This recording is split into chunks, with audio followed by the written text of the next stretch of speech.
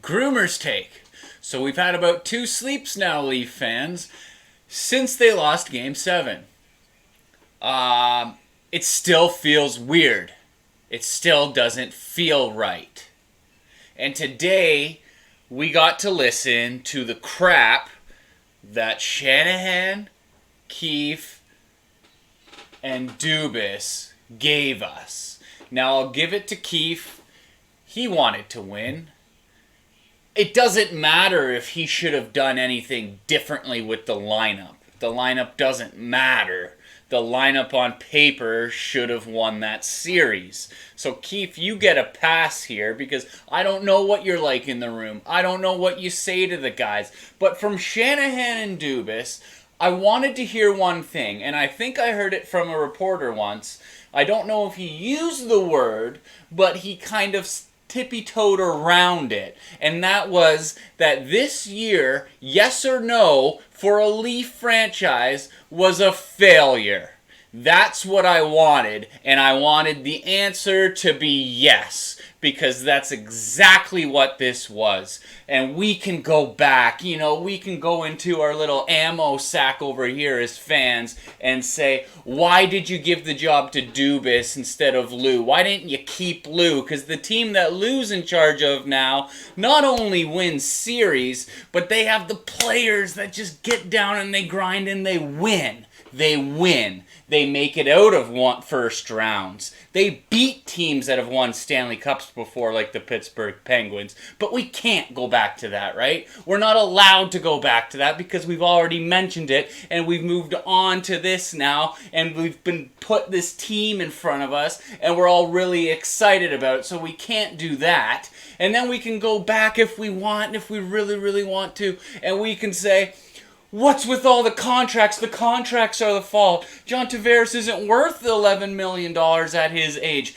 And before the injury, he looks slow. I don't know. He looks slow, like he can't even keep up. It's scary. But he's still John Tavares. But that contract, as one of my buddies said, and I'm sure other people have said it too when it happened, that contract is going to come back to haunt the Toronto Maple Leafs for so many years, and right now it looks like it's gonna happen. And then we can also go back and we can say what happened to players earning their contracts, because these 3 players in Matthews, Marner, and Nylander, all they had to do was play their rookie entry-level deals, and then we're throwing everything at them. We're giving them the money.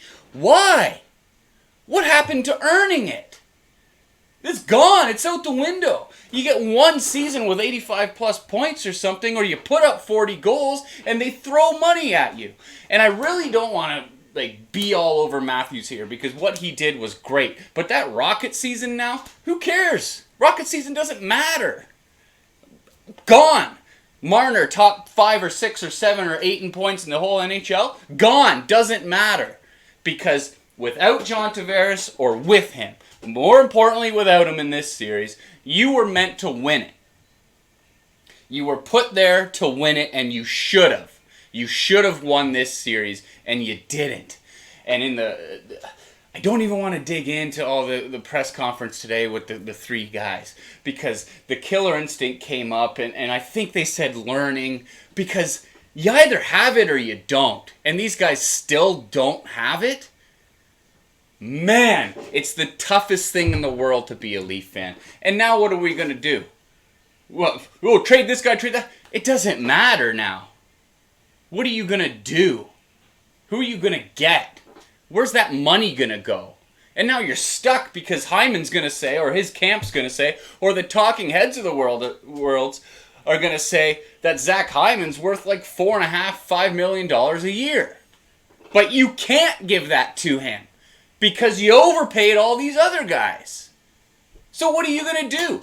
Hope because he's from Toronto and he's a really good guy and he does a lot of stuff around the city for youth and for all this, that he's going to take a pay cut? Maybe you can give him $4 million a year? Maybe? I mean, I press play on this damn recording machine and I just go. And now you have it. I mean, yesterday, between all of my chats with my buddies and friends here and there, whether you're a Leaf fan or not, are just talking about it. And you get to get all this information in. But really all it came down to it was this was a failure. And it hurts even worse because it happened to the Montreal Canadiens, against the Montreal Canadiens. I have Montreal Canadian fans. I don't hate them. One guy I kind of hate, but I haven't seen him in a long time because he's just stubborn and he doesn't just appreciate what the game is. I appreciate what the game is, and I can appreciate that Montreal won. They did a lot more things better than the Leafs, but the Leafs were up here, and then all of a sudden they started to play down here. The point is, again, I could just keep going. This is a failure. It's a very frustrating failure. Because even as I sit here right now, I can't believe they aren't playing tonight. I did see, thanks to Twitter, it's a garbage, it's a cesspool of garbage on Twitter, but someone took a screenshot of a tee sheet where Mitch Marner played golf yesterday, so I'm glad he's ready to get some golf going this summer. What a beauty that guy is. Worth every penny. I'm sure I said it a year ago too, in the last calendar year when the Leafs lost to Columbus, but I'm for sure saying it now. The Toronto Maple Leaf franchise is the most embarrassing franchise in North America, if not maybe sports. Based on what was expected of them and what they expected out of themselves, they are the most embarrassing franchise in North America easily, and maybe all of sports, because I don't follow a lot of other sports in the world. But it's very easily that in North America, where we live, this franchise is the most embarrassing franchise right now in sports. Groomers freaking take.